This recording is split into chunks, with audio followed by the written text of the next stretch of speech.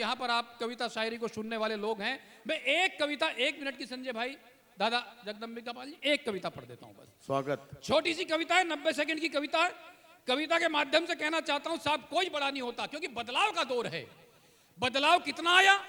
बदलाव इतना आया कि पहले अगर 2 लोग लड़ते थे तो तीसरा छुड़ा देता था, अब अगर 2 लोग लड़ते तो तीसरा वीडियो बनाता है।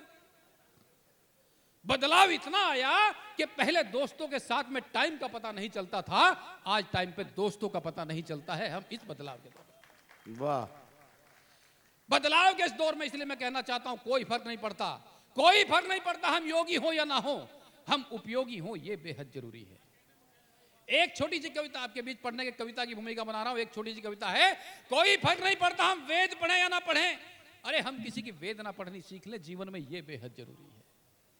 एक कविता है 90 सेकंड की कविता, क्या है कहना चाहता हूं, कोई बड़ा नहीं होता साहब, कोई छोटा नहीं होता, आदमी का काम उसको बड़ा बना देता है, आदमी का काम उसको छोटा कर देता है।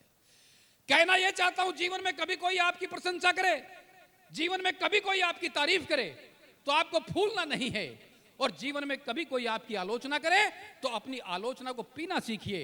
मेरा दावा है, जिस दिन आप अपनी आलोचना को पीना सीख जाओगे, उस दिन आप सचमुच जीना सीख जाओगे। वाह। 1 मिनट में अपनी बात कहूंगा, अपना स्थान लूंगा। एक होती है नदी, एक होता है सागर, दोनों को प्रतीक बनाकर मैंने एक बात कहने की कोशिश की है।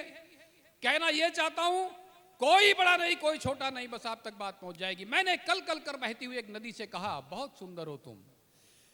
कहना यह चाहता हूं साहब, आदमी बड़ा काम कर सकता है छोटी जगह पर बैठकर, वो 10 बाई 10 की जगह पर बैठकर कार्टून बना सकता है, पेंटिंग कर सकता है, रिसर्च कर सकता है, पोइट्री कर सकता है, शायरी कर सकता है, और आदमी 1100 एकड़ के डेरे में बैठकर भी घटिया काम कर सकता है।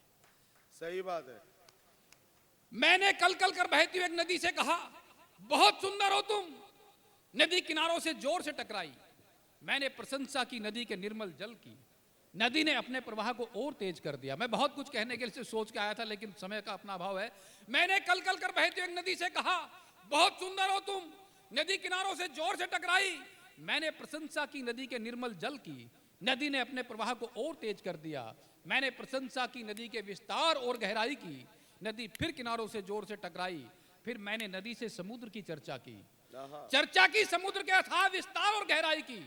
नदी नाराज हो गई, भला कोई मुझसे अधिक गहरा, मुझसे अधिक विस्तारित कैसे हो सकता है। नाराज होकर किनारों से टकराकर बहने लगी थी नदी। मैं सागर के पास गया, मैंने सागर से उस नदी की चर्चा की। सागर खुश हुए, बोले जब वापस जाओ तो उस नदी को मेरा प्रणाम कहना, क्योंकि वो नदियां हैं इसलिए मैं हूं। वाह।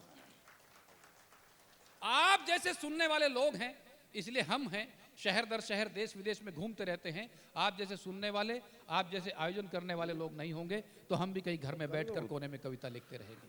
बहुत शुक्रिया। सागर खुश हुए, बोले जब वापस जाओ तो उस नदी को मेरा प्रणाम कहना, वो नदियां हैं इसलिए मैं हूं। वो छोटी है पर मीठी है, मैं विशाल गहरा हूं, खारा हूं, ठहरा हूं।